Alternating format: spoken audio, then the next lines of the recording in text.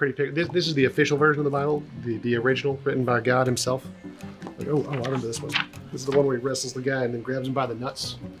The nut grabby one. I don't think they included that in this version, unfortunately. No, this is the PG-13, no nut grabbing. Hey, did you have a pop-up Bible when you were a kid?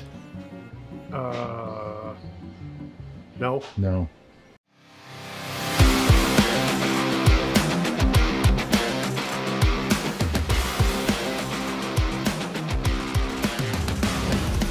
I'm TJump. I run a YouTube channel called youtube.com/TJump, where I debate professors, philosophers, and academics on reasons to believe in God.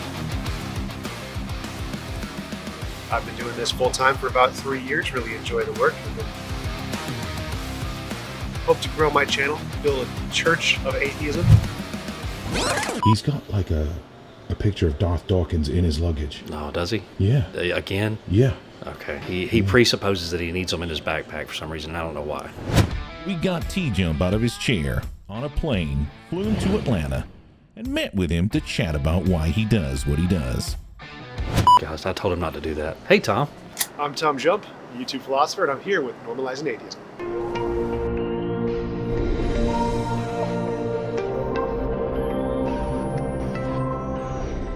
I was born in Dallas, Texas, 1988, September 18th. Lots of 8s in that number. It's very hot in Texas, not so much snow. Then I moved to Minnesota when I was 8 years old. Quite a transition between the desert of Texas to the snowy mountains of Minnesota. Been living there ever since for about 20-something years now. Luckily, my parents moved out, left me their house, which is very convenient. The snow is not so convenient, especially this time of year. It's quite unpleasant. My parents were very religious. They still are very religious, and they brought me up to be Christian, some variation of Christianity. I think they're more Protestant more than anything. But I went to Catholic grade school, Catholic high school, Mass every Wednesday and Sunday. And it was a pretty integral part of my life. I had major depression for the vast majority of my life, and hoped that an all-powerful, all-loving being was there caring about me and was going to help me, was something that helped me get through a lot of tough times. And after praying for years and years and years and having him do nothing, that is kind of what caused me to lose my religious belief.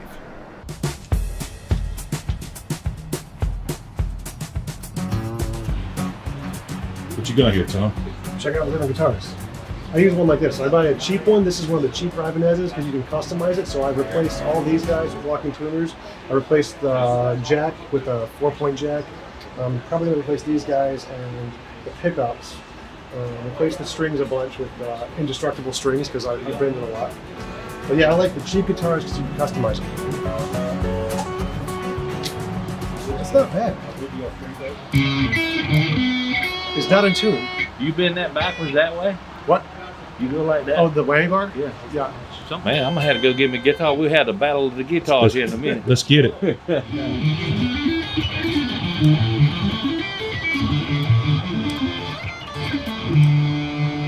Man, that's too cool with that, dude.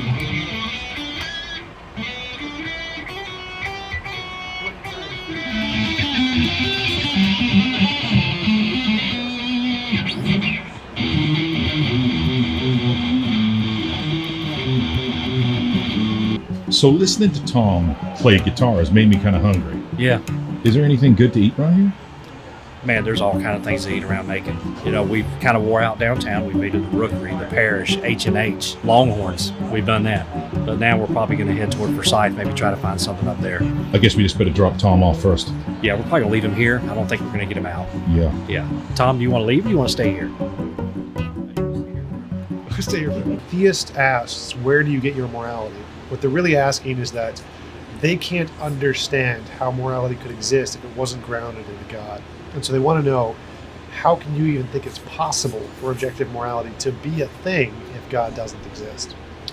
And the key here is that explaining to them that it's possible for morality to exist in many other ways is very novel to Christians because they've never thought about this. They've never even imagined it. Whereas in philosophy, it's pretty standard. Morality can be a Platonic object. Morality can be a law of nature. Morality can be a priori construct. It's abstract. It can be anything. There's lots of different alternatives to a God. And explaining this to theists to the point where they can understand it is really the key to the question they're asking. They want to know, give me an explanation that can make sense to me, that I can understand how morality could exist without a God. That's really what they're asking. Well, this is something I've thought about the last couple of days. Is I heard a saying that without the potential for being able to be extremely violent, there's no reason for there to be morality. In other words, so to even analyze why there should be morality. So what I'm getting at is I think there may be an argument there that I kind of believe that human beings are just basically kind of aggressive in our nature. That's morality. That's what that is. Well, that's how we learn how to Tom. become more Sorry, moral. Don. And so, yeah, so that's what I'm thinking. Gotcha. What do you think, Tom? So as an atheist, what are things that you find fulfilling in community? I'm an introvert. I hate community. I hate spending time with people. Like, going traveling to places sucks. Meeting people, especially large, bald people, is super unpleasant. But most human beings really enjoy community. And that's one of the biggest things the atheist community is missing out on. That we don't have a centralized meeting place or a centralized meeting goal. And that is something that is a loss to most people who really value community. That's something that atheists could use. Do you think there'll ever be a time that you'll get an opportunity to beat Darth Dawkins in a debate? Well, I think he's put me on his ban list, so it seems unlikely. I think Don offered him like $1,000, and he still said no. I did do that. 1G? I offered him $1,000 on his Discord. And he still said no. Came in his house. I threw the money on the table. They rejected it. So he still said no. He still said no. He said he has no reason. He's already debunked Tom, and there's no reason for him to talk to him anymore. So, Tom. So that's how afraid of me he is. correct. Yes. So of the people you've debated, who's somebody that you thought they actually brought it? They actually gave me a good run for my money. Yeah, so I've debated Randall Rouser and Rob Coons, both philosophy professors. I think those were challenging conversations that I had to do a great deal of thinking on, especially Rob Coons, very, very smart, and trying to mitigate the complicated terminology of Thomism at that level and come up with responses took a great deal of time. That's why it took until like the first one I don't feel like I did very well in my conversation with him. The second one I think I did extremely well. Now, I noticed you didn't mention Eddie Kroom there. Did he give you a run for your money, or did you give him money to run with? I don't think Eddie can run. Well, they're little steps. They're teeny little, tiny, little, teeny, cute little steps. They're little clogs, actually. He wears clogs. Well, the way I thought he moved was that like he just oiled up his head and he just like the headstand and just slid. Easy now. Easy with the head stuff.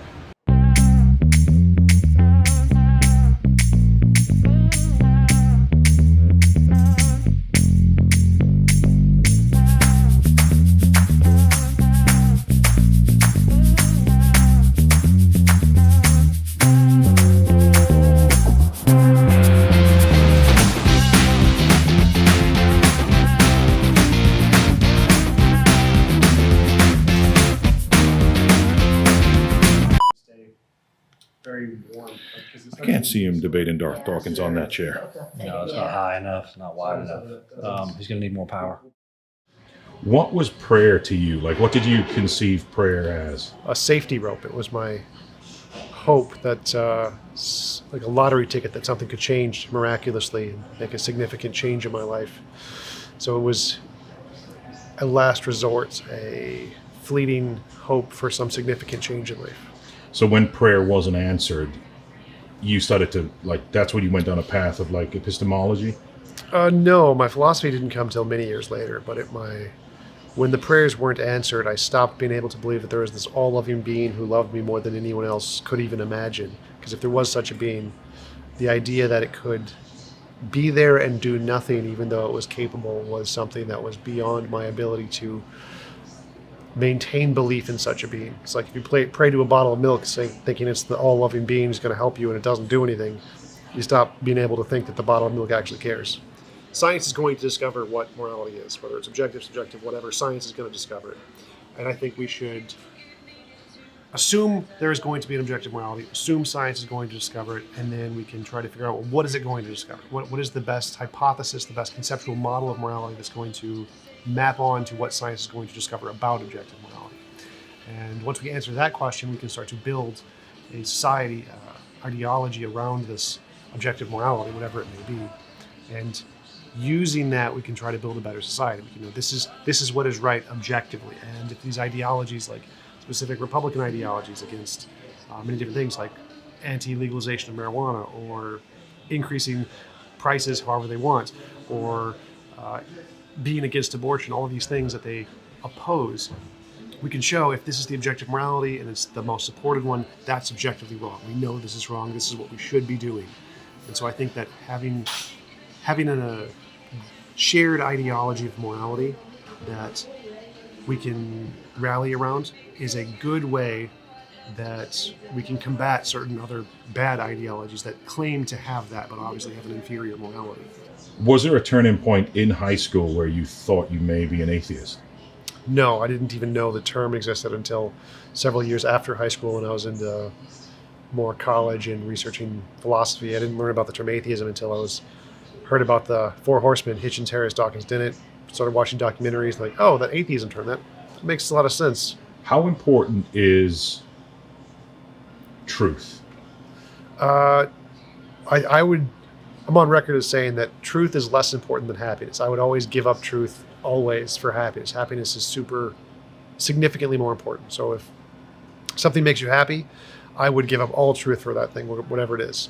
So I think that's why I don't criticize belief that much, because I think that if believing in God makes you happy, then that's more important than truth. I don't screw truth, be happy, enjoy your life, kind of a thing. And then from my experience of being depressed, even if I was more intelligent or more knowledgeable than other people, none of that made a difference. It was always more important. I was always jealous or envious of the people who had a happy life, even if they were ignorant or stupid or didn't know what they were doing. The fact that they were happy, I always saw was more important than the knowledge or truth that I had access to. The validity of claims. If somebody is making a claim that something is fact-based or absolute certain about something, is it important that truth matters? Does truth matter to you in that case? Yeah, so if someone's claiming they have evidence for something, and that evidence is a good reason to believe it's true, then truth matters, because now truth is a part of the claim that they're making. So if it's not true in that context, then obviously, because their claim is contingent on it being a truth claim, the truth is obviously important in that situation. So if they're presenting arguments and evidence and claiming it's true, and that is a valid debate to have, is there truth there, is there evidence there? And so in that context, truth is important, more so than happiness, because they are presenting it as a debate or an argument style kind of conversation. Ow, ow, ow. So you guys met on, was it Tinder. Black People Meet? No, Grindr. Got it. So after high school, still had major depression, was trying to find different ways to overcome that. And I was researching philosophy, politics, science, all those kinds of things as ways I thought that might be able to help with the depression. And that's when I got into philosophy. That's when I got into the debates. I watched every single TED Talk on the TED website. Watched the Four Horsemen, every debate I could find on God and politics. And that's when philosophy became more important to my life, because I believed at the time that philosophy, politics, and science were good ways to gain control over life, to be able to mitigate depression, to gain power over my situation. And that was when I started to get more invested in those kinds of topics. We got to be serious here. Philosophy has no importance. Nobody cares what philosophers have to say. Scientists just ignore us. That's kind of one of the big things. Philosophers take themselves way too seriously. Philosophy is just an average guy in an armchair with a piece of paper behind him, and really no one cares what he has to say. No, philosophy does not make progress in the real world. A common confusion among theists and philosophers that they think the arguments are the evidence. No, the arguments are simply a structure that have premises and conclusion. And if the premises are true, then the conclusion follows. But the evidence comes in demonstrating the premises are true. And that comes through like science. Science demonstrates the premises are true. Otherwise, you're just talking about stuff in your imagination. So in that context, arguments can be evidence of things in your imagination. Totally fine. Like, I am thinking of a unicorn. Therefore, I exist. That's fine. Sure, in that context, arguments can be evidence. But in the context of talking about something external to your imagination, then no, the arguments are never going to be evidence. The arguments are simply an expression of the evidence. If the evidence shows that premise 1 and premise 2 are true, then the conclusion would follow. But the arguments themselves are never going to be evidence of the truth of the premises of the external world. You need science, you need novel prediction, you need kind of observation to indicate those things. So, Tom, are you interested in ever teaching philosophy or teaching some of your arguments? Yeah, I actually have a course on my Discord. Some people pay me a monthly fee, and I teach them philosophy, set up debates for them, have them learn different strategies, debating different kinds of opponents to learn different strategies. Like, for example, there's a certain kind of opponent like Deepak Chopra. Deepak Chopra is a person who uses lots of technical language and in a completely inappropriate way, and learning how to adapt in those situations and express a coherent argument to respond to their positions is a very difficult thing to learn. And so it's one of the things that I teach in my course. Another would be talking to someone who brings up lots and lots of arguments that are completely ridiculous, and try to focus on the main one. If you can find out the main arguments and counter that one, it undermines all of the arguments they said. So even if they bring up a ton of arguments, you just got to find the strongest one, debunk that one, and you effectively undermine everything they've said with a single argument. When I first started watching you, I started realizing that I could memorize your arguments and not fully understand them. It's just the way I am. Until I watched it enough to where I started to understand them. Then I was able to express myself in a manner that was intelligent and that was received well with someone I had a discussion with. So by taking in your content, seeing your style, understanding your arguments, it's made me be able to be a better person. Yeah. Now, how do you feel about the rumor that Tom pioneered street epistemology and taught Anthony everything he needs to know about it? Yeah, I do believe that. Some say that Pine Creek wouldn't have a career if it wasn't for Tom. Yeah. So I hear a lot about Pine Creek. I haven't. Every time a video pops up, I do mean to get back and watch it, but I never quite ever do get back to that. But I think that's Pine Creek on the phone. I think he's calling the hotel. Yep, calling the hotel trying to find Tom. But I told him to ask him about his arguments. Right. Yeah. But I mean, I usually just when I see Pine Creek's name pop up, I say, "Oh, I need to go watch Tom's video." So I mean, yeah, it reminds me to watch Tom. Now, one of the things I noticed is in the modern day debate community, James from Modern Day Debate. Yeah. He seems to mimic Tom a lot, but on the Christian side. He tries to be like the Christian TJump. Yeah. And there's a lot of rumors going around that he and Tom had a love affair in 2019. Do you know of any truth in this? I don't have any positive, idea about that, but I do realize that James is a very nice individual. Very nice guy. He's got nice arms. Built very well. The V shape is something that most people look for. Yeah, he has that taper. The he has epistemological V. Yeah, that. Yeah. And he also has the, on camera he has the right size head for a YouTube video. He's probably a 34 waist. 34. I would be like, what would that be? 66, 34.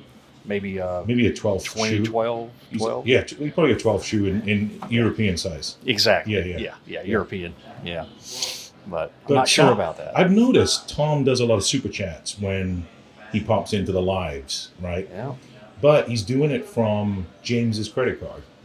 Oh, well, that is something that's evidence. I mean, it may not be, it may not make it a fact, but it is evidence toward that. Toward the love affair. That it could be the case. Now, everybody, do not forget to bring your Bible.